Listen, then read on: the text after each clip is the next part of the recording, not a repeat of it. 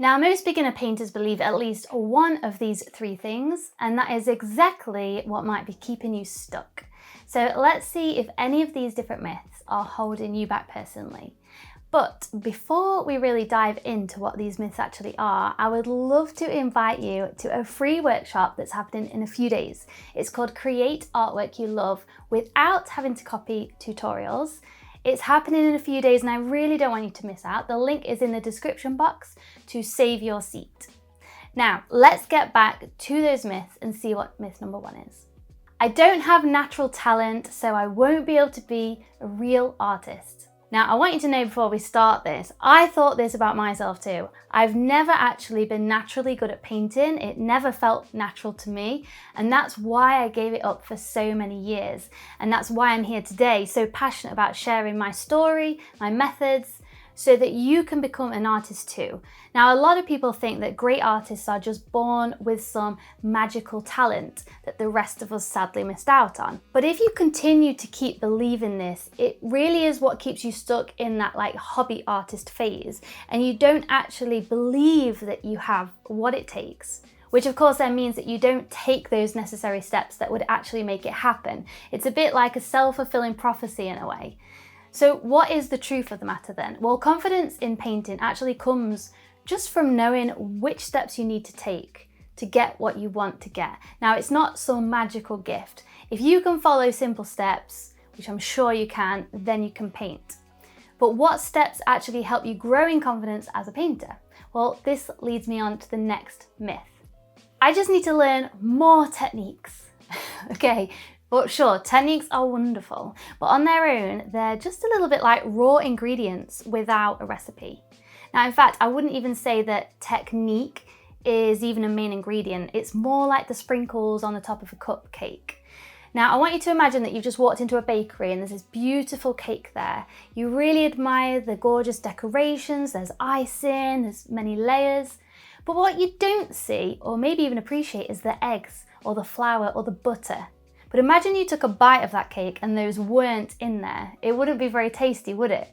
And in that same way, we can see the most stunning painting and we might admire those bright colours, or we might admire the textural style and brushstrokes. And it can almost lead us to think that that's what we really need to learn, when actually it's the unseen things that really make a great painting, like the composition, the values, the proportions that are almost like hidden in the painting. Those are the real things that make a painting work. The technique and style is kind of just like the sprinkles on top and that can enhance it. So it's not just another technique video that you need, it's actually knowing how to implement them. That's what matters. Now, the Paint Anything process really shows you how to bring those 5 core skills or ingredients together in the right order, so that every single brushstroke you put down, it works towards your vision, not away from it. And this is how you can stop just collecting random tips and technique videos, but actually start creating artwork that feels complete and it feels intentional in your style. If I just practice more, then I'll improve, right? Of course, practice is important, but if you are only practicing the right things, if you're practicing the wrong things over and over and over again, all you're actually doing is just cementing those bad practices, which will pull you even further away from making the art that you really dream of making. Now, that would be like baking a cake with the wrong ingredients and baking it just over and over again, expecting each version to taste better. Of course, if you've got the same ingredients out, the result's going to be the same. And this is why many people who really love painting actually just kind of hit a plateau with their artwork and they can't seem to push through it. Or it could feel like each painting you do is a bit of a hit or a miss. You're not really sure why it might work or not work. It's really easy to actually repeat the same mistakes over and over and wonder why nothing is changing. But when you take the same steps, then you're going to get the same outcome, right? You're going to get to the same place. If you want a different outcome, a better outcome, then you've really got to try something different. Got to try a different path or process. And that's why I love sharing the Paint Anything process, because really that is just the recipe for a great painting that you can follow. And makes your practice worthwhile because you're actually focusing on those 5 core skills that matter the most for confident, independent painting in your own style. So that means that every time you pick up your brush or do a little painting, you're actually moving forward instead of sideways or even backwards.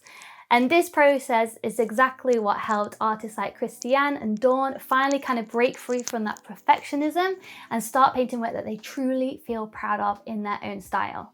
And I'm teaching this full process in the free live workshop that I'm doing in a few days. The link below is in the description box to save your seat. And please make sure to save your seat because this is a private workshop. It's not going out full on YouTube or anything. It's just for those registered.